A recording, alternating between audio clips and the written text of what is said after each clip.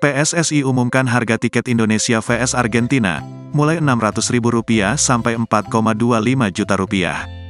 Pertandingan ini dijadwalkan akan digelar pada tanggal 19 Juni tahun 2023 mendatang. Dalam konferensi pers yang digelar PSSI, Ketua Umum Erick Thohir resmi mengonfirmasi bahwa laga uji coba Timnas Indonesia vs Argentina akan digelar di Jakarta. Erick Thohir mengonfirmasi bahwa uji coba Timnas ini akan digelar di Stadion Utama Gelora Bung Karno. Erick Thohir mengonfirmasi bahwa jadwal penjualan tiket Timnas Indonesia vs Argentina akan dibagi dalam beberapa fase. Untuk fase pertama akan dijual pada tanggal 6 Juni tahun 2023.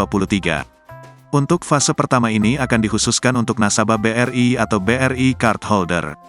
Sementara penjualan untuk umum akan dibuka pada tanggal 6 sampai 7 Juni tahun 2023. Untuk penjualan umum akan dibuka untuk semua metode pembayaran. Untuk pemesanan tiket bisa diakses melalui tiket.com dan website resmi PSSI.